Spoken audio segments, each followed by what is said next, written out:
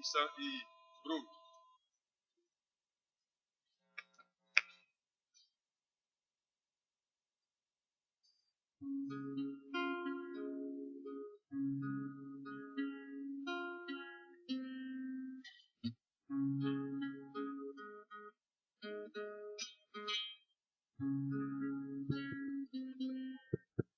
Som.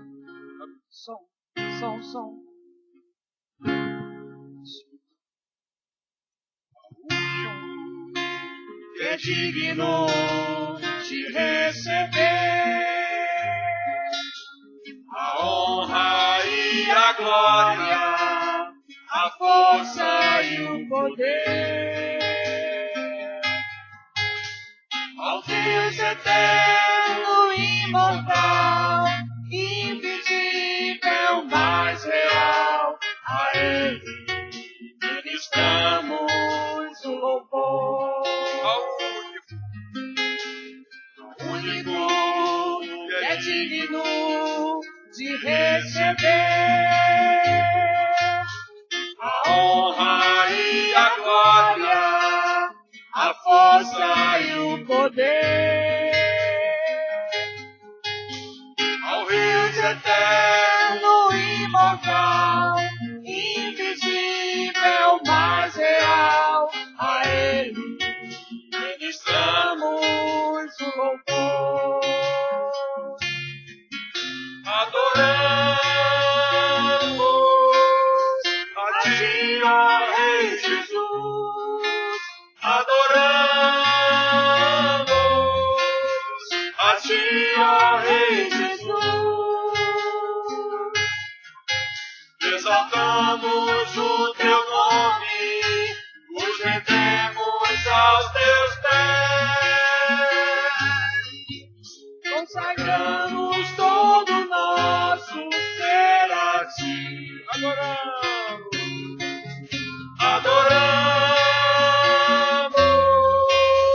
a Ti, ó Rei Jesus. Adoramos a Ti, ó Rei Jesus. Adoramos o Teu nome, nos rendemos aos Teus pés. Consagramos todo o nosso ser a Ti. Consagramos todo o nosso ser a Ti.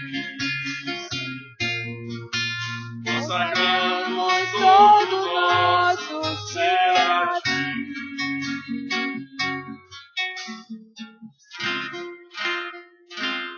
Aleluia!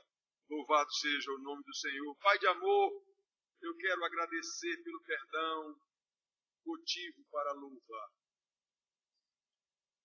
Toda nossa adoração a Deus tem que ter como motivação a gratidão pela nossa salvação, a exaltação do nome de Deus, a adoração ao seu nome, pelo fato dele nos haver escolhido na eternidade, chamado no tempo oportuno, e trabalhar em nós e através de nós para a nossa santificação, exclusivamente para o louvor da glória do seu nome.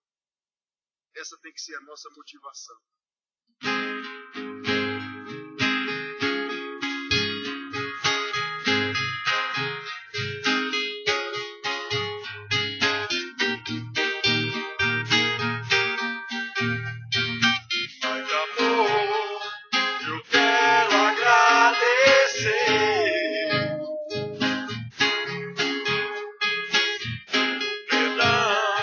Motivo pra louvar.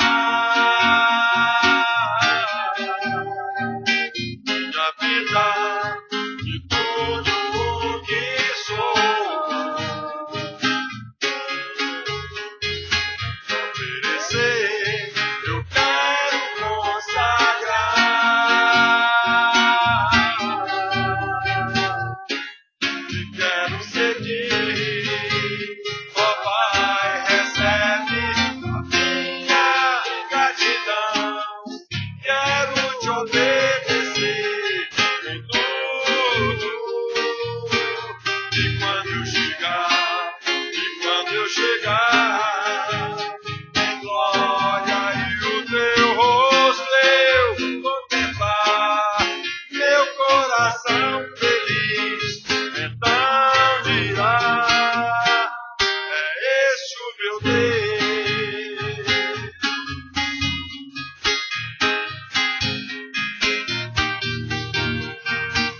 De amor eu quero agradecer, perdão, motivo pra louvar minha vida e tudo o que sou.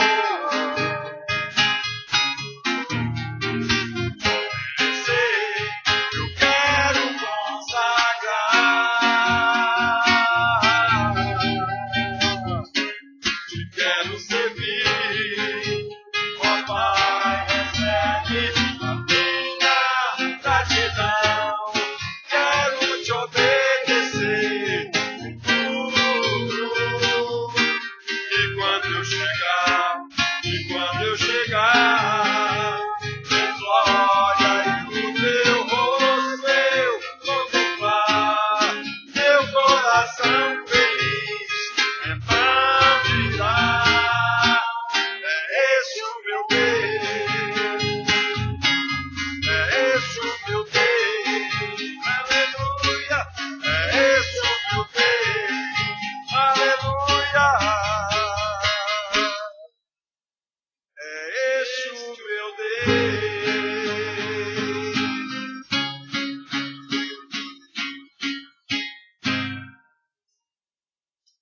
Uma vez eu vi um boletim que tinha uma mensagem, e nessa mensagem o articulista lá dizia que a primeira coisa que ele ia fazer quando chegasse no céu era procurar a pessoa que pregou o evangelho para ela,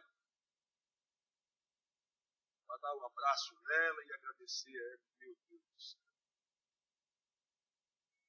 No céu nós só teremos olhos para o céu.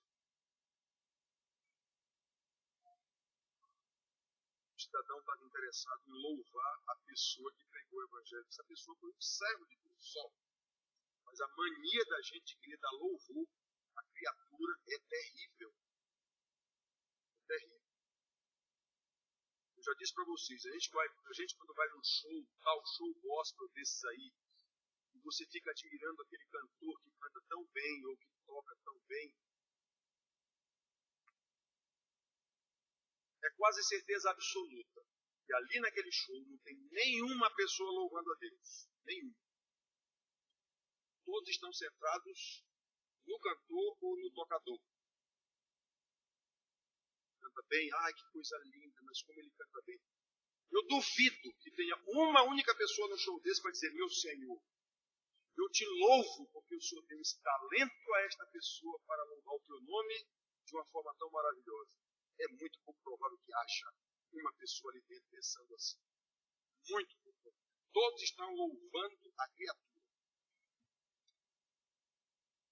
Muito bem, irmãos. Mas a alma que tem sede, é isso que quer dizer alma sequiosa.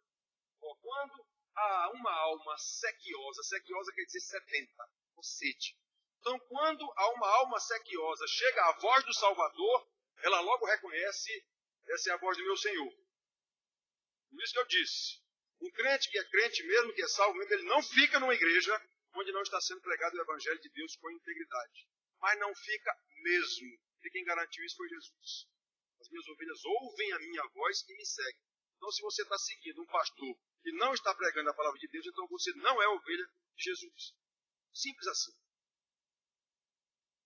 Muito bem, então quando essa alma sequiosa chega à voz do Salvador, ela logo reconhece: é a voz do meu Senhor.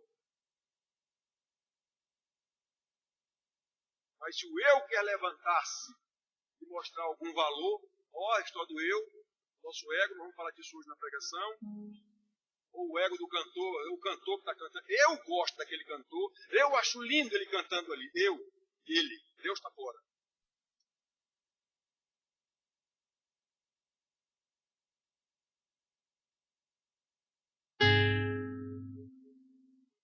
Todo mundo sabe desse hino, vencendo vem Jesus.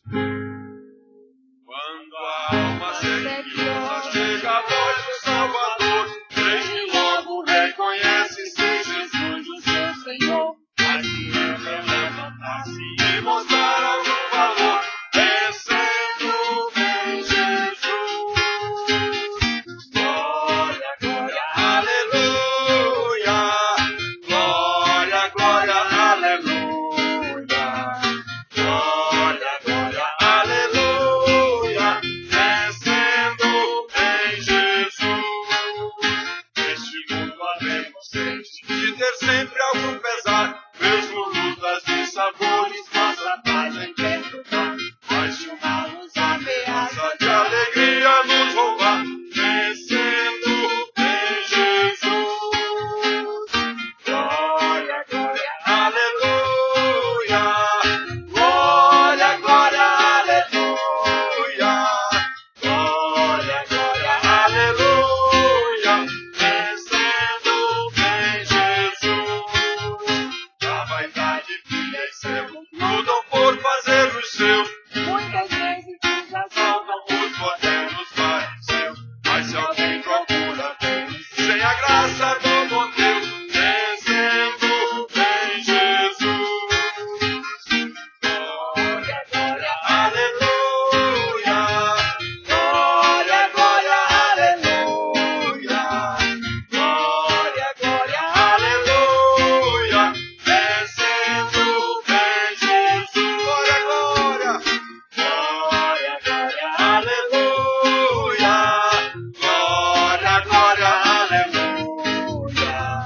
Glória, glória, aleluia. Vencendo em Jesus. Aleluia. Jane, continue louvando a Deus com a oração. Bendito Deus, Pai amado. Obrigado, Senhor, por estar na tua casa, Senhor, para poder te louvar, Senhor. Obrigada por tudo que o Senhor vem fazendo em nossas vidas, Senhor, pela tua palavra que temos conhecido, Deus. Em nome de Jesus, Senhor, queremos te pedir para que a palavra que nós aprendamos, nós possamos colocarmos em prática, Senhor. É assim que nós te pedimos, Senhor, o nosso desejo, o desejo do nosso coração. Receba a nossa adoração nesta noite, Pai. Usa o teu servo para pregar a tua palavra e que cada um que está aqui nesta noite venha entender o teu propósito na vida de cada um, Senhor. É assim que nós oramos e te agradecemos em nome de Jesus. Amém. Amém. Amém. Podem sentar, queridos. Hoje a gente já falou, temos por causa do feriadão, muitas ausências. Feriadão, coisa de brasileiro. Coisa de brasileiro.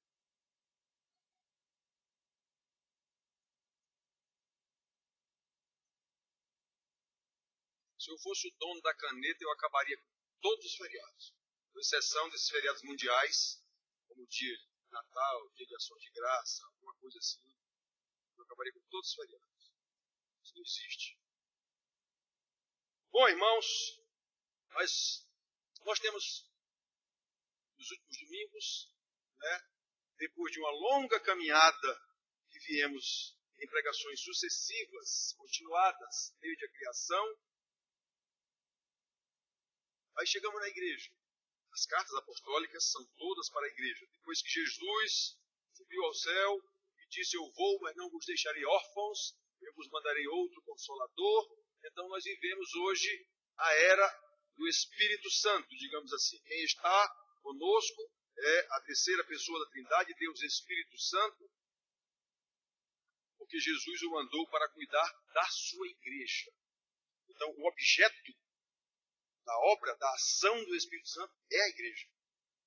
Os salvos do Senhor, os eleitos do Senhor. Então nós vamos ler em Colossenses para trabalhar hoje de que os justificados inevitavelmente são santificados. Né? Então nós vamos ler Colossenses capítulo 3.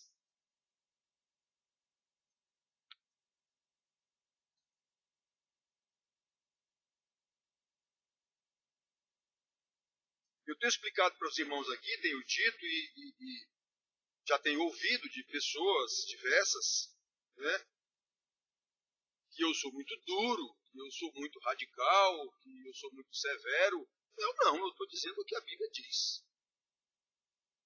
Não estou inventando nada, nem botando qualquer juízo de valor meu, estou explicando a Bíblia. Ela é dura mesmo. Nada é mais duro do que a palavra de Jesus quando disse: quem não é por mim é contra mim. Quem comigo não ajunta, espalha. Então, ou está com Jesus na direção do céu, ou está sem Jesus na direção do inferno. Não há meio caminho. Não há meio termo. Não há jeitinho brasileiro. Muito bem. E eu tenho ensinado aqui, em todas as ocasiões que nós nos encontramos, eu luto com essa nossa igrejinha aqui há 8 anos, vai fazer 9, com relação à santificação. Porque o justificado tem que andar em santidade de vida crescente, porque o alvo dele é a glória de Deus. E está escrito: sem santidade ninguém verá a Deus. Então não se pode cogitar, não se pode imaginar uma pessoa dita crente sem crescer em santidade. Eu vivo falando isso aqui, e isso é que agride as pessoas. Porque eu digo, ora, quem diz que é crente e não cresce em santidade é nada mais do que um hipócrita. Isso é Jesus quem diz. Isso é a palavra quem diz. Então nós vemos aqui que, vamos ver hoje, que o justificado, obrigatoriamente, ele é santificado. Ele vai para o céu. Ele não foi justificado, então ele vai ter que ir para o céu. Se ele foi justificado por Deus, quem vai mudar uma ação de Deus? Aquele a quem ele justificou, Paulo diz, a esses santificou, a esses glorificou. Está tudo resolvido na eternidade. Então, olhem só, irmãos, diz assim Paulo, tratando exatamente desse assunto aqui. 3, Colossenses, de 1 a 17. Portanto, se fostes ressuscitados juntamente com Cristo, buscai as coisas lá do alto, onde Cristo vive, assentado à direita de Deus. Pensai nas coisas lá do alto, não nas que são aqui da terra, porque morrestes e a vossa vida está oculta juntamente com Cristo em Deus. Quando Cristo, que é a nossa vida, se manifestar, então vós também sereis manifestados com ele em glória. Fazei, pois, morrer a vossa natureza terrena, prostituição, impureza, paixão lasciva, desejo maligno e a avareza, que é idolatria. Por estas coisas é que vem a ira de Deus sobre os filhos da desobediência. Ora, nestas mesmas coisas andastes vós também, noutro tempo, quando vivíeis nelas. Agora, porém, despojai-vos igualmente de tudo isto: ira, indignação, maldade, maledicência, linguagem obscena no vosso falar. Não mintais uns aos outros, uma vez que vos despistes do velho homem com os seus feitos, e vos revestiste do novo homem que se refaz para o pleno conhecimento, segundo a imagem daquele que o criou. Onde não pode haver grego, nem judeu, circuncisão nem incircuncisão, bárbaro, cita, escravo, livre, porém Cristo é tudo em todos. Revesti-vos, pois, como eleitos de Deus, santos e amados, de ternos afetos de misericórdia, de bondade, de humildade, de mansidão, de longanimidade. Suportai-vos uns aos outros, perdoai-vos mutuamente, caso alguém tenha motivo de queixa contra outrem. Assim como o Senhor vos perdoou, assim também perdoai vós. Acima de tudo isto, porém, esteja o amor, que é o vínculo da perfeição. Seja a paz de Cristo o árbitro de vossos corações, a qual também fostes chamados em um só corpo, e sede agradecidos. Habite ricamente em vós a palavra de Cristo. Instruí-vos e aconselhai-vos mutuamente em toda a sabedoria, louvando a Deus com salmos e hinos e cânticos espirituais, com gratidão em vossos corações. E tudo o que fizerdes, seja em palavra, seja em ação, fazei-o em nome do Senhor Jesus, dando por ele graças a Deus. Então, irmãos, vejam bem, uma das doutrinas que nós desposamos ou que nós defendemos em nossa igreja presbiteriana é a perseverança dos santos. Não é? Uma vez salvo, salvo. Quem vai te salvar? Se foi Deus que salvou, quem é o poder que vai tirar essa salvação. Jesus disse, aqueles que o Pai me dá, ninguém o tira da minha mão. Então, uma vez salvo, salvo.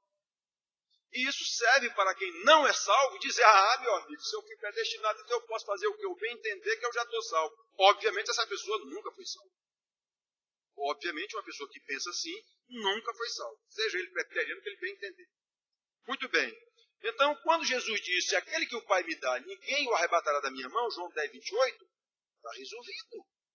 Obviamente, foi sobre este alicerce que Paulo produziu a sua doutrina de que aqueles que Deus predestinou desde a eternidade, a estes chamou no tempo oportuno, aos que chamou, a estes justificou, aos que justificou, glorificou. Jesus não disse, aquele que vai me dar ninguém o tira da minha mão. Então Paulo produziu essa doutrina de que todo um processo já está envolvido nisso. Jesus não disse, aquele que o Pai me dá vai comigo para a glória, então pronto. Quem é que vai mudar isso? Então, irmãos, não há dúvida de que uma vez justificados, já que Jesus disse isso e garantiu, e Paulo fez a sua doutrina dizendo que aquele que é chamado é justificado, é santificado e é glorificado, então não há qualquer dúvida de que o justificado obrigatoriamente será santificado. Quem cuida disso é o próprio Espírito Santo. No justificado e através do justificado. Aí entra a responsabilidade humana. Por quê? Porque nós precisamos ser santificados para entrar na glória do Pai.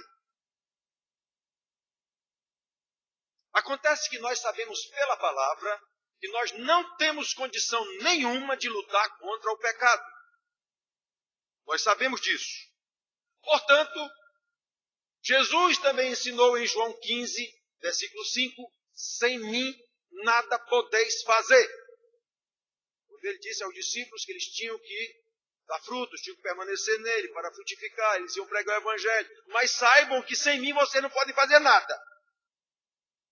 Por isso que Paulo diz em Efésios que nós devemos nos santificar no poder do Espírito Santo e ensina toda aquela armadura do Espírito, tudo que nós precisamos para crescer em santidade, para que se faça aquilo que ele diz, a mulher ser submissa ao marido, o marido amar a sua mulher por cima de pau e pedra, os filhos obedecerem os pais criarem os filhos no temor do Senhor, na disciplina do Senhor, os empregados respeitarem seus senhores e servir como a Cristo, os senhores tomarem conta dos seus empregados, sabendo que o Senhor deles é o mesmo dos senhores. Então ele sai dizendo tudo aquilo, só que no final ele diz, quanto ao mais, ou seja, tudo isso que eu estou dizendo para vocês fazerem, quanto ao mais, sede fortalecidos no Senhor e na força do seu poder. Sem isso, nada feito. Como Jesus disse, sem mim nada podeis fazer. Tudo que nós fizemos, como nós lemos aqui, já no final, e tudo quanto fizerdes, seja em palavra, seja em ação, fazei em nome do Senhor Jesus, dando por ele graças a Deus. Irmãos, esse em nome de Senhor Jesus, eu já tenho explicado aqui outras vezes. É como se ele estivesse fazendo em nós e através de nós. Esse negócio da pessoa dizer, em nome de Jesus, chega ele dobra a voz, achando que tem algum poder de abacadabra nisso. Tem não. Em nome de Jesus, eu estou orando ao Pai, em nome de Jesus, eu estou dizendo, o filho que está sentado direito do Pai, ele vai dizer, Pai, essa oração aí fui eu mesmo que fiz. Está sendo feita pelo meu filho lá, mas essa oração é minha. É isso que é em nome do Senhor Jesus. As nossas orações, Jesus pode ouvir lá em cima e dizer isso para o Pai? Meu Pai, essa oração é minha. Pode? É isso que quer dizer em nome do Senhor Jesus. Nós conhecemos aqui o Pai do jeitinho. Muito bem nós conhecemos. Se você chegar em algum lugar com um cartão de um deputado ou de um senador, você diz, olha, o deputado me mandou aqui para o senhor me arranjar um emprego. O cara vai arranjar um emprego para você, não é por sua causa, é por causa do deputado que mandou. Eu cheguei lá em nome do deputado, eu cheguei lá em nome do senador. O cara vai me arranjar um emprego. E quem mandou foi o senador, foi o governador. É isso que quer dizer em nome de Jesus. Muito bem, irmãos, então, nós precisamos lembrar que todos os ensinos apostólicos em suas cartas foram endereçados, ou as cartas foram endereçadas a igrejas específicas, a pessoas específicas, com seus problemas específicos. Não foi para nós, em princípio. Acontece que nós também temos lembrado constantemente aqui aos irmãos que nós não somos uma raça diferente. Nós não somos marcianos, nós não somos ETs. Nós somos simplesmente a continuidade de Adão e Eva. Nós somos simplesmente a continuidade de Israel, lá do Velho Testamento. Nós somos gente pecadoras do mesmo jeitinho deles. Então, os pecados dessas igrejas específicas, a quem Paulo, no caso aqui, escreveu, dessas pessoas específicas, com seus pecados específicos, são exatamente os mesmos nossos. Tem nenhum pecado diferente. Não existe pecado novo. Pecado é pecado desde Eva. Muito bem, irmãos. Portanto, o mesmo ensino ministrado àquelas igrejas do século I serve exatamente para nós, porque o problema básico de Adão e Eva, de Noé e seus filhos, de todo Israel, desse povo aqui a quem Paulo escreveu, o problema básico deles chama-se pecado. E a solução única para esse problema chama-se Evangelho do nosso Senhor Jesus Cristo. Pois não me envergonho do Evangelho, porque é o poder de Deus para a salvação de todo aquele que nele crê, primeiro o judeu, depois o grego. No caso da pregação de Paulo aos romanos. Então, meus queridos, uma vez entendido isso, sabendo que o Senhor Jesus vitoriou ou venceu o pecado, o mundo e o diabo, então aqueles que foram chamados por ele só têm que segui-lo. Só fortalecidos nele e na força do seu poder. Só. Obediência é o nome que a gente deve prestar atenção, como eu tenho ensinado para os meninos. Só temos que segui-lo, fazer o que ele mandou, até o dia do encontro glorioso com ele. Como eu falei hoje de manhã, esse tipo de pregação, falar sobre essas coisas, o dia da vinda do Senhor, o dia do encontro glorioso com ele, isso caiu totalmente de moda. Ninguém prega mais isso, pai não ensina mais isso aos filhos. Isso é uma coisa que nem se cogita mais, a vinda de Jesus. Tanto pregador fajuto já profetizou a vida de Jesus aí há 4, 5 décadas atrás, e era todo pregador marcava a data de Jesus vir. Aí caiu de moda, Jesus nunca veio, caiu de moda, o pessoal, isso é tudo besteira. Mas não é, ele virá. Ele virá. Então, irmãos, como podemos observar o trecho lido, a igreja para a qual o apóstolo Paulo escreveu essa carta, os Colossenses, que não foi ele que fundou essa igreja, provavelmente foi Epáfras, ou foi o próprio Filemão, que era o pastor dessa igreja na época. A igreja provavelmente se reunia na casa de Filemão, aquele da cartinha de Filemão, de um capítulo só. Então, não era uma igreja de santarrões. Como às vezes a gente lê essas cartas aqui e imagina esses irmãos aqui como pessoas, a igreja de Romanos, a igreja aos Gálatas. Olha o que a Bíblia diz sobre eles. Olha por que o cidadão está escrevendo para eles. Olha o que ele está chamando a atenção deles. Leiam direitinho. Pelo contrário, era uma comunidade como a nossa, composta de pessoas justificadas, sim, porém ainda pecadoras, em luta incansável contra o pecado.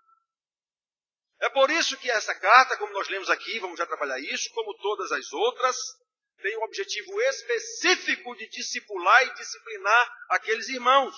Carta apostólica não tem o objetivo de converter ninguém. Elas são cartas escritas já para igrejas, para discipular, para disciplinar esses irmãos. Esse é o objetivo único das cartas apostólicas. Então vejam só a igreja, que maravilha! Paulo no início todas as cartas são assim, porque era a cultura da época. No início é cheio de elogios, esses homens eram tudo de bom, perfeitos. Você, que crentes maravilhosos! Mas olha o que o Paulo diz para eles aqui. Olha as duas listas de pecados que o apóstolo faz. Pecados que certamente estavam dificultando a comunhão, a convivência daqueles irmãos, estavam dificultando o seu crescimento em santidade de vida.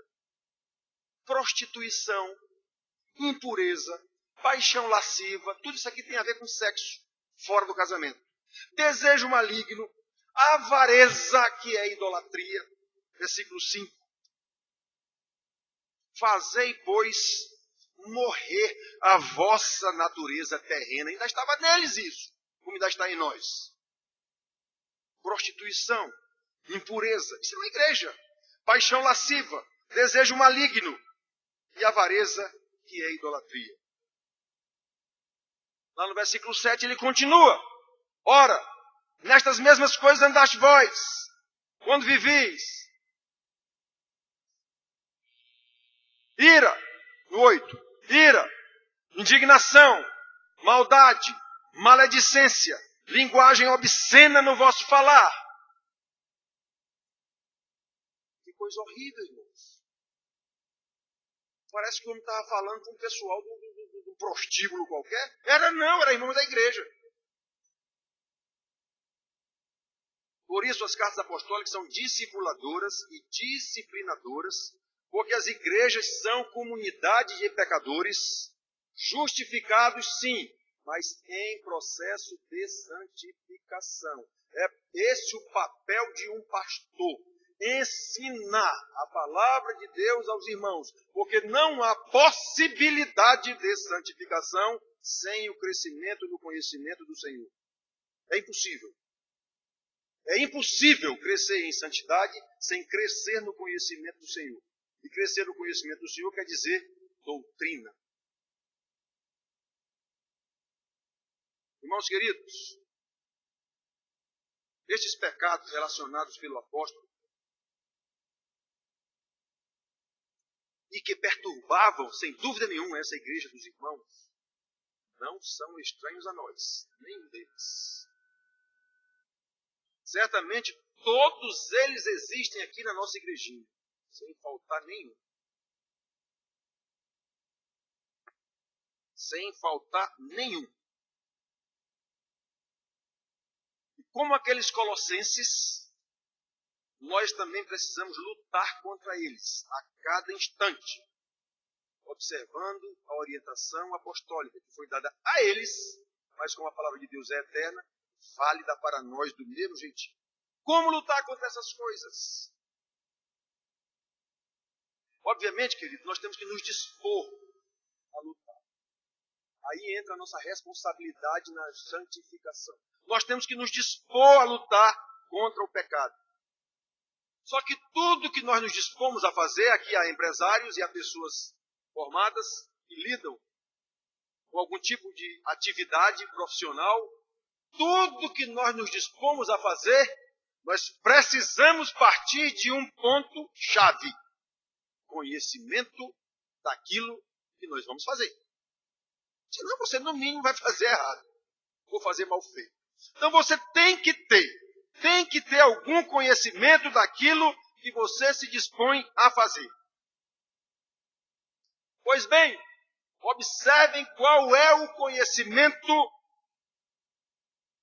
qual é o ponto de partida do apóstolo. Qual é o ponto no qual os justificados têm que fincar o seu princípio de atitude. Qual é o ponto para lutar por santidade? Qual é o ponto? Ora, irmãos, conhecimento da doutrina. Se fomos salvos por Jesus, e se a salvação é para a glória eterna do Pai, então nós devemos elevar nossos olhos para as coisas do alto. Nós devemos elevar nossos olhos para Jesus. Não sabemos que Ele está à direita do Pai, sentado lá na glória eterna, esperando o tempo de vir nos buscar? Pois então, esse é o nosso ponto de referência. O Senhor Jesus. O que foi que Ele ensinou? O que foi que Ele nos disse para fazer? O que foi que Ele ordenou aos seus apóstolos para que eles ensinassem a igreja? Essas cartas são para isso. Esse é o nosso ponto de partida.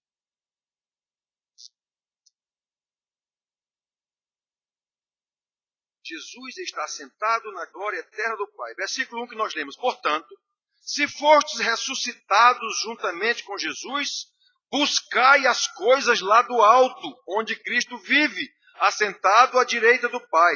Pensai nas coisas lá do alto, não nas que são aqui da terra, porque morrestes e a vossa vida está oculta juntamente com Cristo em Deus. Esse é o nosso ponto de partida, conhecimento da doutrina da salvação. Quando Cristo morreu na cruz e nós cremos nisso pela fé, nós morremos com Ele e fomos ressuscitados com Ele. Paulo já ensinou isso aqui para trás, aí, irmãos. Então esse é o nosso ponto de partida. Eu não tenho condição nenhuma de lutar contra o pecado. O pecado é algo extraordinário. Eu não sou. E eu nem nenhum vivente nesta terra. Por isso Jesus disse, sem mim nada podeis fazer. Por isso que Paulo diz que tem que fazer fortalecido no Senhor e na força do seu poder. Não há condição da gente lutar contra demônios. Demônios são seres angelicais, caídos, mas são. São seres extraordinários. Nós não temos condição de lutar contra eles, se não estivermos com aquele que é maior que está em nós do que o que está no mundo. Olha, irmãos, esse é o ponto de partida. Olhar para Jesus, o nosso Salvador. Olhar para as coisas lá do alto. Irmãos queridos, repito, nós não temos condição nenhuma de lutar contra o pecado. Acontece que o Senhor Jesus lutou e venceu. Na cruz do Calvário, ele venceu. Ele ressuscitou, venceu inclusive a morte. Portanto, nós, os justificados pela fé, só temos que seguir. O caminho já foi aberto. A vitória já foi garantida. Não a vitória dessas igrejas aí, vitória material. Não, é vitória espiritual. É vitória contra o maligno. É vitória contra o pecado. É vitória contra o inferno. É essa a vitória que Jesus veio trazer para a gente aqui na terra. Ele não trouxe nenhuma outra vitória, não. Muito menos material. O homem era pobre, não tinha onde comer. Comia porque dava comida para ele. Olha, irmãos. Não podemos mais nos prender às coisas terrenas. Olhai para as coisas lá do alto. Jesus disse tão claramente, não acumuleis riquezas, tesouros aqui na terra. Isso não vale nada. Quem é que não sabe que vai morrer? É comum quando alguém morre perguntar o que foi que ele deixou para os filhos? Tudo. Ainda que esse tudo seja nada. Ele levou alguma coisa por acaso? Não, ele deixou tudo. Mesmo que esse tudo seja dívida. Mas ele deixou. Não se leva a nada. E Jesus disse isso. Olha, presta atenção. Presta atenção. Eu tenho dito tanto aqui no caso dos pais. Todo pai se preocupa em ensinar a tarefa de casa para os seus filhos. Pai e mãe se preocupam em ensinar a tarefa de casa do colégio. Raríssimos pais, dentre os ditos crentes, se preocupam em ensinar a Bíblia para os seus filhos. Mas bota raríssimo nisso. Uma cidade desse tamanho aqui de João Pessoa, com a quantidade, é uma das cidades que tem mais crentes de João Pessoa. Você não encontra 100 pais de João Pessoa todinho. Você não encontra 100 pais que ensinem a Bíblia diariamente para os seus filhos. Podem ter certeza disso. Uma cidade com 700 mil habitantes. Mas ele vai ensinar o dever de casa, da tarefa do colégio, todo dia. Ele quer que o filho seja um médico, um advogado, não sei o quê, não sei o quê. E a vida eterna desse menino. Irmãos, meu Deus, tenha misericórdia de nós. Para entender as coisas eternas. Para olhar para as coisas lá do alto. Para não nos prender tanto nas coisas terrenas que vão morrer. A própria terra vai morrer. Deus vai destruí-la. E fazer novos céus e nova terra, como está escrito na Bíblia. Então, irmãos, prestem atenção. Antes de ser justificado, aqui Paulo está escrevendo para alguém pretensamente crente. A igreja de, ou aliás, supostamente crente. A igreja de Colossos. Não a esposa da crente. Essa é a ideia. Mesmo com tudo isso que ele está dizendo aqui, deixar isso, era tudo crente. Foi muito bem. Antes de ser crente, o nosso alvo eram as coisas terrenas. É isso que a gente tem. Eram. Mas agora não são mais. Agora deve ser as coisas lá do alto.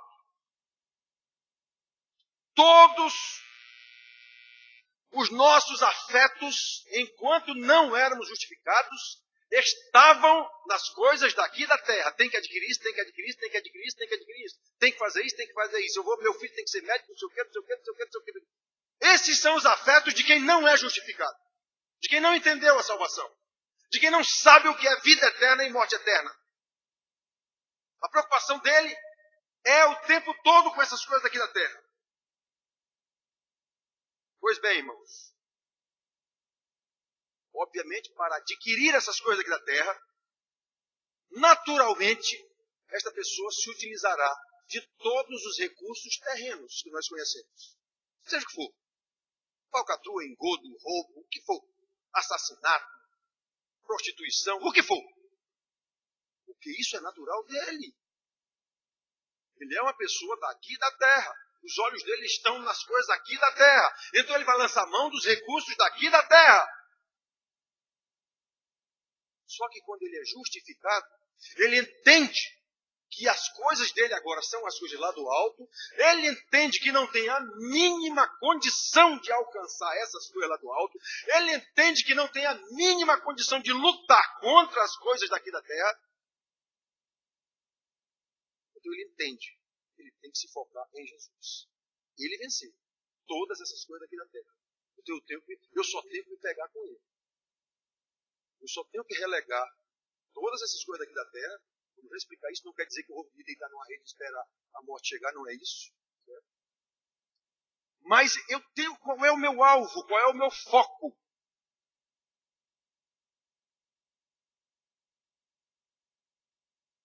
Por isso, irmãos, que como a pessoa daqui da terra, que vive focado nas coisas daqui da terra, ele vai utilizar todos os ardis, todas as astúcias, todos os artifícios daqui da terra para adquirir esses bens, essas coisas. Então, estarão presentes na vida destes todos esses pecados relacionados aqui pelo apóstolo Paulo. De alguma forma. De alguma forma. Prostituição, impureza, paixão lasciva, desejo maligno, avareza, que é a idolatria, ira, indignação, maldade, maledicência, linguagem obscena. Tudo isso vai estar presente na vida dessa pessoa que continua focada nas coisas da terra. Uns mais, outros menos, mas todos estarão presentes.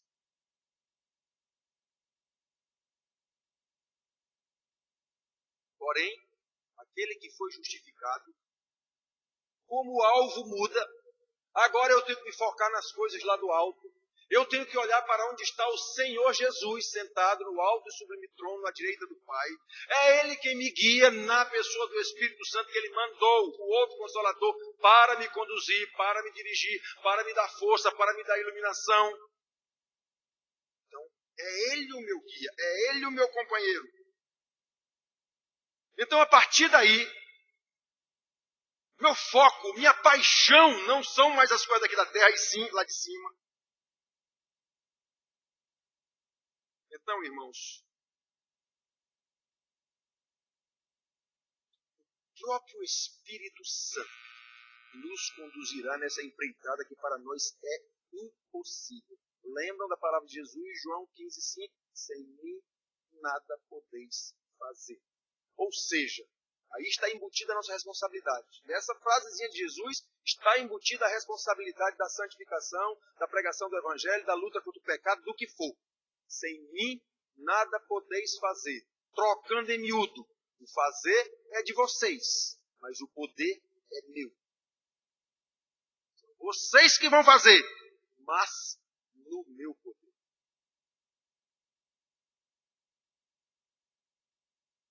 Será que todos aqui têm esse alvo, irmãos? Ou pelo menos, será que todos têm em mente que precisam ter esse alvo? Preste atenção, irmãos. Quando o apóstolo ensina que precisamos focar nas coisas lá do alto, agora eu disse que ia falar sobre isso. Obviamente ele não está dizendo que nós devemos nos esquecer desse mundo presente. Em Tessalonicenses teve gente que fez assim. Jesus já vem, não sei o que, então vou me deitar e esperar ele vir. Paulo diz, os que não querem trabalhar também não comam. Estavam querendo viver as custas dos outros. Jesus já vem, eu não vou mais trabalhar. Pois então não coma. Paulo explica isso. Ou seja, quando o apóstolo ensina que nós devemos nos focar nas coisas lá do alto, quando eu digo aqui, precisamos ter em mente Jesus, a salvação, a vida eterna. Isso quer dizer que eu não vou mais ensinar o dever de casa para o meu filho? Não, eu vou continuar ensinando. Só que o meu alvo, o meu foco é muito maior no ensino da Bíblia a eles. E não no dever de casa, do colégio. Eu vou ensinar também o dever de casa em detalhe. Vou ensinar com esforço, com denodo, com dedicação. Mas a dedicação do ensino da Bíblia é muito maior. Tem que ser muito maior, se eu sou um justificado. Tem que ser muito maior. Está na Bíblia essa ordem. Pais, ensinai vossos filhos. Ensinai o quê? As palavras do Senhor que estarão no vosso coração. É assim que começa lá em Deuteronômio.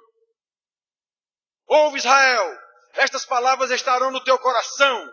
O Senhor teu Deus é o único Deus, é o único Senhor. Pois muito bem.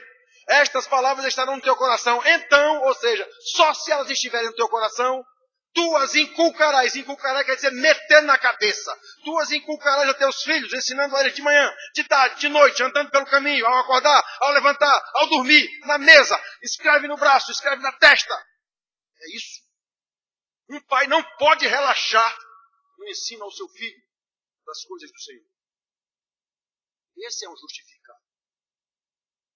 Porque ele está cuidando da santificação. E sabe que ele não pode fazer isso com a própria força. Depende de estar fortalecido no Senhor e na força do seu poder. Senão ele simplesmente abandona isso, relaxa. Então, irmãos, prestem atenção.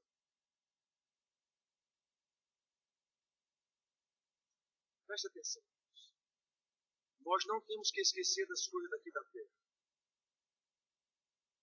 Ainda vivemos neste mundo, fazemos parte dele, e precisamos nos desincumbir e bem de todas as nossas responsabilidades sociais.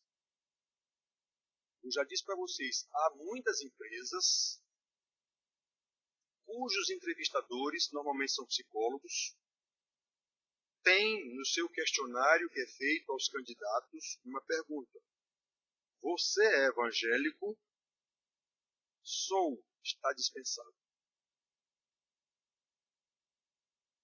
Porque os evangélicos são os piores funcionários em todo o campo. Obviamente é evangélico do Paraguai. Evangélico falso. Porque se ele for um evangélico de verdade, ele será o melhor funcionário. Por quê? Porque ele sabe. Está escrito, inclusive, não falei ainda agora de Paulo, lá em Efésios capítulo 5, servos, servi como para o Senhor. Aqui o homem disse agora, tudo quanto fizerdes, seja em palavra, seja em ação, fazei-o em nome do Senhor Jesus, dando a ele graças a Deus. Façam como se estivessem fazendo para o Senhor, e não para bajular patrão. Esse é um crente. Esse é um justificado que está sendo santificado.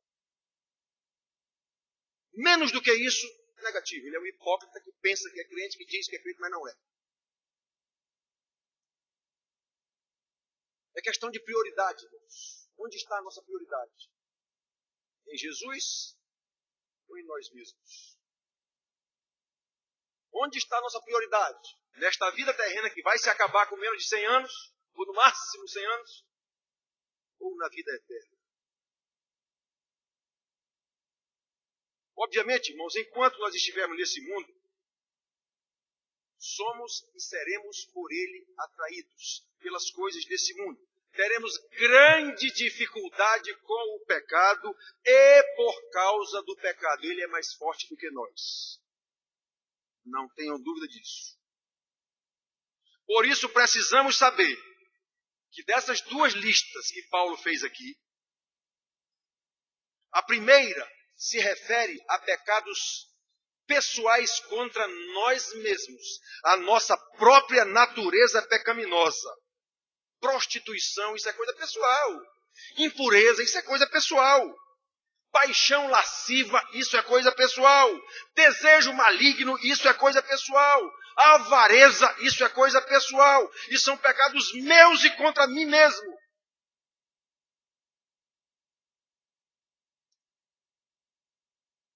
Queremos satisfazer o nosso ego. Aí, como consequência natural, a segunda relação que Paulo faz aqui, 3 versículos depois,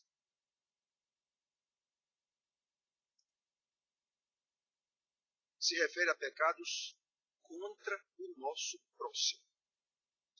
Ira, você não se ira com você mesmo, você se ira com o outro. Então esses pecados agora são dirigidos ao próximo. Ira, indignação, você não se indigna consigo mesmo, você se indigna com o próximo. Maldade, você não faz maldade com você mesmo, você faz maldade com o próximo. Maledicência, você não inventa fofoca de história mal contada, mentira contra você mesmo, você indica contra o próximo. Linguagem obscena, você não chama palavrões ou o que for para você mesmo, você chama para o próximo. Mentira, você não mente para você mesmo, você sempre mente para o próximo, para prejudicar alguém. Pois é. E você faz tudo isso para satisfazer o seu ego. Para você levar vantagem contra as outras pessoas. Então, todos aqueles pecados pessoais, você os utiliza para fazer o mal a outro. E você quer levar algum tipo de vantagem. Irmão, já foi dito e eu repito. Em condições naturais, nós não temos capacidade alguma de lutar contra o pecado. Nós não temos capacidade alguma de lutar pela santidade. Acontece que o justificado não vive mais em condições naturais. Eu tenho dito para vocês aqui, a salvação é milagre total. Milagre total. A conversão é um milagre do mesmo tamanho do milagre da criação do mundo. Haja luz e houve luz. Paulo diz aos Coríntios, a mesma voz que disse haja luz e houve luz, é a que faz resplandecer em nossos corações a glória do Evangelho de Cristo. A salvação, a conversão é algo do tamanho da ressurreição de Jesus. Paulo diz aos Efésios que o mesmo poder que ressuscitou Jesus dentre os mortos é o poder que nos faz entender a salvação. Então salvação é milagre do tamanho da conversão, da criação, é milagre do tamanho do nascimento, paixão e morte e ressurreição de Jesus. E obviamente se a conversão é um milagre desse tamanho, a continuação em santidade de vida é um milagre, é a continuação desse milagre. Não é à toa, nem é por acaso que Jesus mandou o Espírito Santo para ficar conosco nesse processo de santificação. Senão não precisaria. Se fosse coisa que nós pudéssemos fazer por nós mesmos, não precisaria. O próprio Deus, Espírito Santo, está aqui para conduzir o seu povo eleito. Não precisaria. Nós mesmo daríamos um jeito disso. Não temos capacidade disso. Acontece que o justificado agora vive em condições extraordinárias. Ele é um salvo, ele é um conduzido pelo Espírito Santo, a sua vida toda é um milagre. Este é o ensino do apóstolo. Uma vez que, versículo 3, porque morrestes com Cristo, agora a vossa vida está guardada em Jesus. É isso que quer dizer, está oculta juntamente com Jesus. Versículo 1. Portanto, se fostes ressuscitados juntamente com Cristo. Então repare, é questão de milagre. Isso não é coisa normal. Isso não é coisa ordinária. Ser crente é milagre. Totalmente diferente do que as igrejas pregam.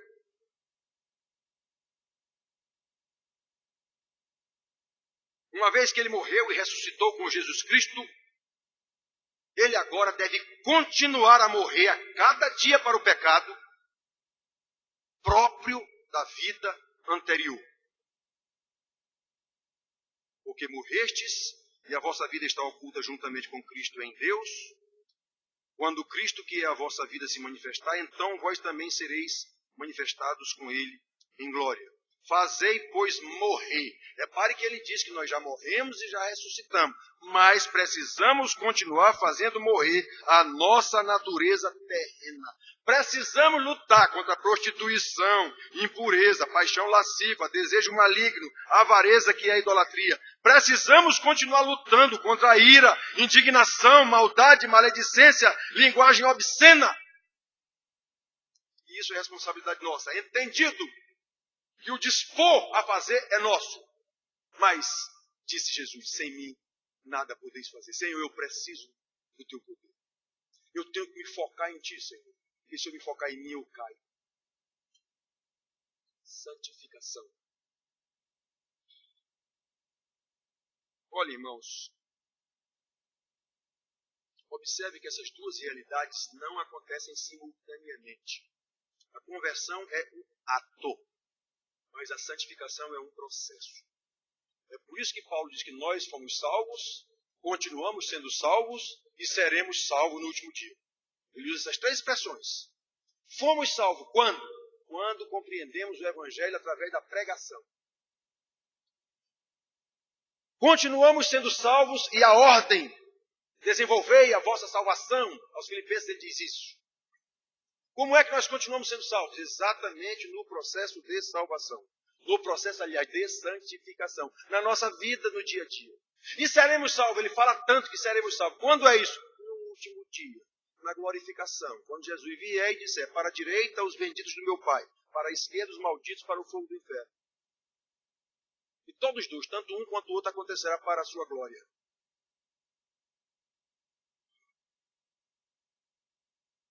Olha, irmãos, se na justificação, portanto, há um ato de morrer com Cristo e ressuscitar com Ele, a santificação é um processo que dura toda a vida. À medida em que crescemos no conhecimento de Deus. Não há possibilidade de crescer em santidade de vida à parte da doutrina. Não há. Notem que os versículos 9 e 10, o apóstolo diz que os irmãos já se despiram do velho homem. Olha aqui.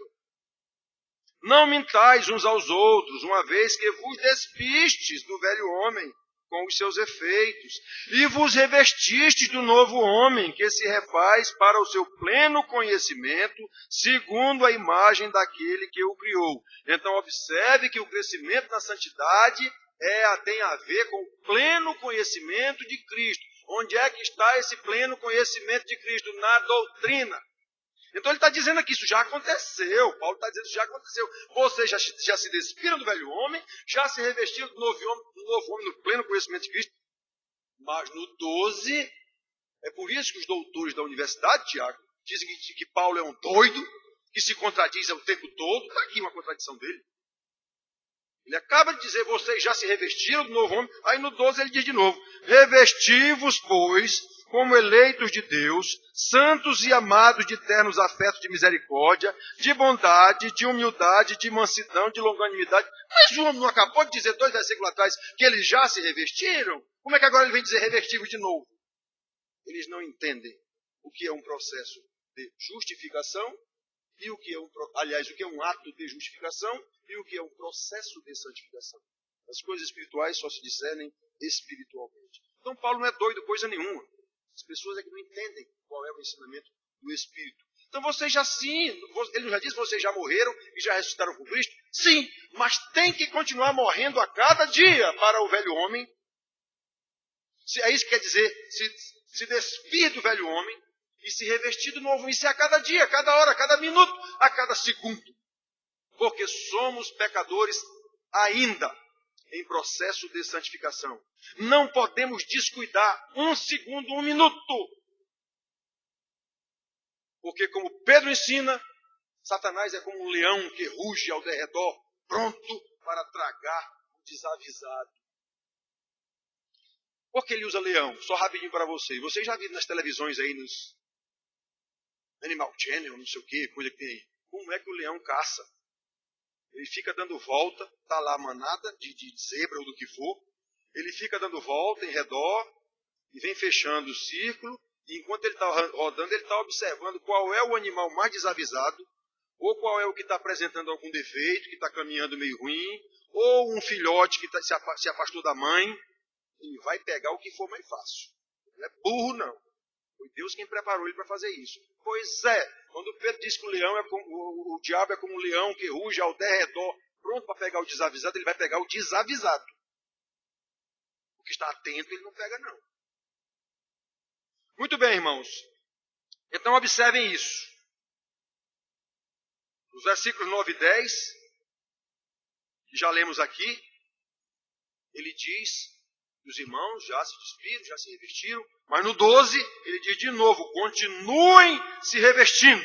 Esse é o processo contínuo de santificação. Pois bem, é nesse processo que, conscientes do nosso alvo, que é olhar para Jesus, é olhar para as coisas lá do alto, como ele diz aqui no início, olhar para as coisas lá do alto.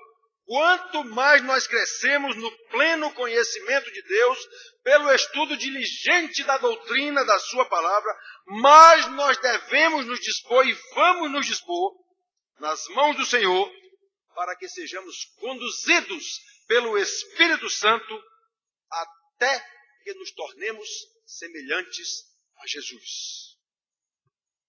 Como se dá isso?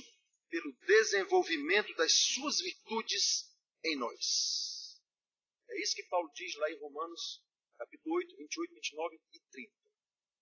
Todas as coisas cooperam para o bem daqueles que amam a Deus. Esse bem aí é sinônimo de salvação. Todas as coisas cooperam para a salvação. Não é bem material como as pessoas ensinam na igreja. Todo mundo fala na igreja fazendo referência a esse bem como coisas materiais. Não, o homem está falando lá de salvação. Então, todas as coisas cooperam para a salvação daqueles que amam a Deus, daqueles que são chamados segundo o seu propósito. Que propósito? Está no versículo seguinte. Porquanto aos que de antemão predestinou, a esse também chamou para serem feitos conforme a semelhança do seu Filho, para que ele seja o primogênito dentre muitos. Aí ele começa a dizer o processo. Aqueles que ele predestinou, a esse também chamou, aos que chamou ele justificou, aos que justificou glorificou. Isso! É isso! Então quem entendeu isso, ele foca nas coisas lá do alto. Ele foca em Jesus. Ele sabe que agora ele está sendo conduzido pelo Espírito Santo que passou a habitar nele a partir da conversão. Vocês são templos do Espírito Santo. Paulo diz isso não sei quantas vezes. Até nos tornarmos semelhantes a Jesus pela prática das suas virtudes. Agora prestem atenção, irmãos. O desenvolvimento das virtudes de Cristo em nós não é algo teórico. Senhor, eu só quero fazer a tua vontade. Que ouve tanto isso. Senhor, eu quero trabalhar para o teu reino. O que é o teu reino, meu amigo? O que é o teu reino? Só quero trabalhar para o teu reino. Aí não cuida da própria esposa. Não cuida dos próprios filhos. Vive socado na igreja, trabalhando para o reino de Deus. Aí não cuida da própria esposa, não cuida dos próprios filhos. Que reino de Deus é esse que você está trabalhando? Pensa que igreja é reino de Deus, é? Então isso é uma pessoa que não sabe quem é Deus, não sabe o que é reino de Deus, não sabe o que é salvação, não sabe o que é santificação. Infelizmente. E nós conhecemos tantas pessoas assim na igreja. Desenvolver as virtudes de Cristo em nós não é algo teórico. Isso precisa ser consolidado na prática, conforme o apóstolo ensina nos versículos 12 a 15. É o finalzinho da nossa, quase o finalzinho aqui da nossa leitura. Olhem só. Revesti-vos, pois, como eleitos de Deus, santos e amados, de ternos afetos de misericórdia. Olha como é que se reveste das coisas de Deus. De bondade, de humildade, de mansidão, de longanimidade. Tudo isso é comportamento seu com relação ao próximo. Suportai-vos uns aos outros, perdoai-vos mutuamente com alguém, caso alguém tenha motivo de queixa contra outrem. Assim como o Senhor vos perdoou, assim também perdoai vós. Como foi que Deus nos perdoou, morrendo por nós na cruz do Calvário? Foi algo prático. Não foi conversa para boi dormir, como se diz aqui na Paraíba, não. Foi algo prático. Suportai-vos uns aos outros. Esse suportai-vos tem dois sentidos. É aguentar aí mesmo a chatice do outro, porque ele é chato mesmo, fazer o quê? Se for o caso. Ele é chato mesmo, pois aguente o seu irmão. O irmão é muito antipático, pois aguente, ele é assim mesmo. E suportai-vos no sentido de dar suporte, servir e dar suporte uns aos outros. O irmão é fraco, suporte o seu irmão, suporte no sentido de dê suporte a ele. Então é algo prático, desenvolver as virtudes de Cristo em nós é algo prático.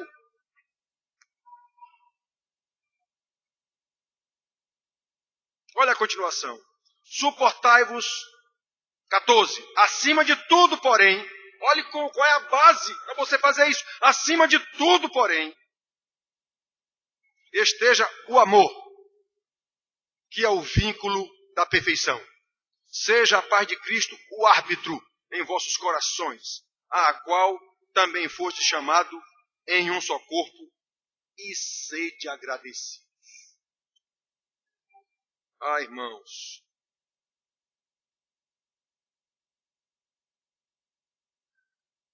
uma vez consciente do nosso alvo, precisamos agir.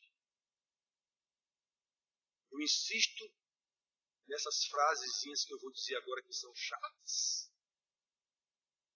Pensar que é crente é uma coisa. Afirmar que é crente é uma coisa. Ser crente é outra coisa muito diferente.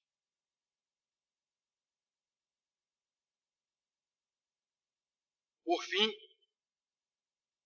mais uma vez, os versículos 16 e 17, final desse módulo aqui do apóstolo. Habite ricamente em vós a palavra de Cristo. Doutrina.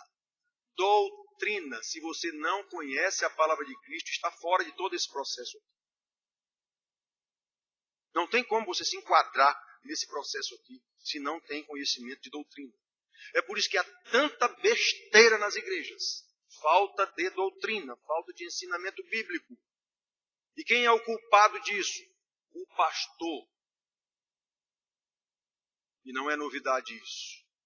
Em Israel já aconteceu. Oséias 4,6. O meu povo está sendo destruído porque lhe falta o conhecimento. De que conhecimento ele está falando? O conhecimento de Deus. O conhecimento da lei, no caso. E por que falta o conhecimento ao povo? Porque tu, sacerdote, esqueceste a minha lei. Ou seja, tu, sacerdote, não estás mais ensinando a minha lei. Por isso, eu punirei a ti, sacerdote, e aos teus filhos, a quem tu guias. Jesus disse, cegos, guias de cegos, cairão todos no barranco. Então quem pensa que porque está sendo ensinado por um falso profeta tem alguma desculpa, tem não. Jesus disse, as minhas ovelhas conhecem a minha voz. Isso quer dizer que se você está seguindo um pastor falso, você não é ovelha de Jesus.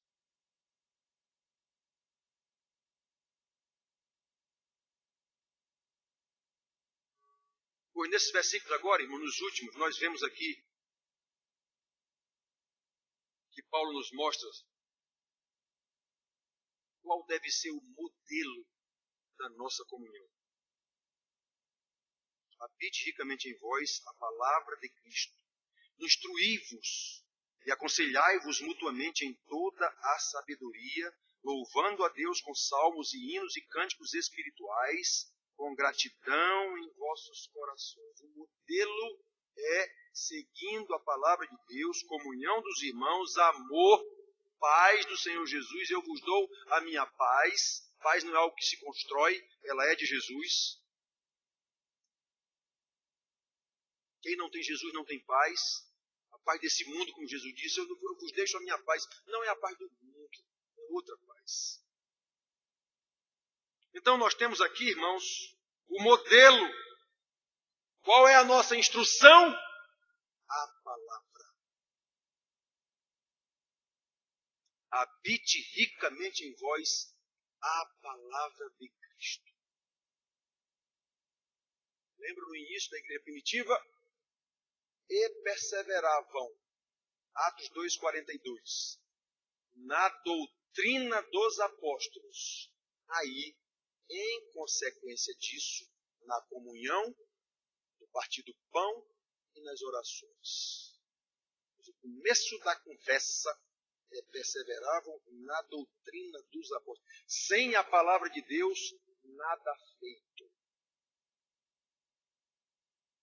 Então a nossa instrução para que tudo isso aqui aconteça, para que estejamos focados no alvo que é Cristo, para que tenhamos comunhão com os irmãos, para que nos edificamos com cânticos espirituais. Atenção, esses cânticos não é para a gente gostar deles, é para nos instruir. Esses cânticos são cânticos na palavra. O homem está falando aqui de instrução mútua com cânticos espirituais. Nada de cantar besteira, nada de cantar música, porque fulano de tal fez um ótimo CD. Cantar a Bíblia, cantar a doutrina.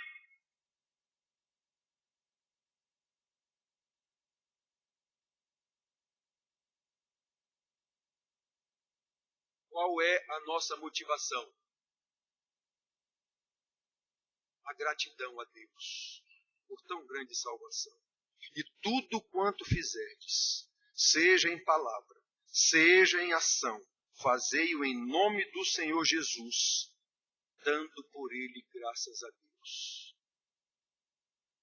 Quando a gente entende a salvação, quando entende o milagre da salvação, tudo que nós fizemos, toda a nossa motivação é para a glória de Deus, é para agradar a Deus. Será que Deus está satisfeito com isso que eu estou fazendo? Será que o nome do Senhor está sendo louvado com isso que eu estou fazendo? Tudo que fizemos, dando graças a Deus por tão grande salvação em Cristo Jesus. Irmãos, essa carta foi escrita para uma igreja. Vocês viram os tipos de pecado que rodeavam esses irmãos. Nós não somos diferentes. Tudo aqui serve para nós. Nós temos que observar essas coisas aqui. A palavra de Deus é eterna, enquanto ele não chega para levar a sua igreja. E tudo que nós falamos aqui é o que se espera de uma pessoa dita crente, aquela que supostamente foi justificada por Jesus. Pois muito bem, se ela realmente foi justificada, há um alvo a alcançar, a sua santificação.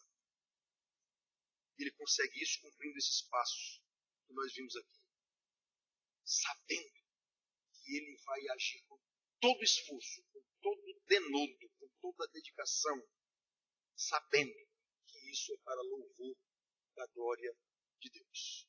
Deus seja louvado. Amém.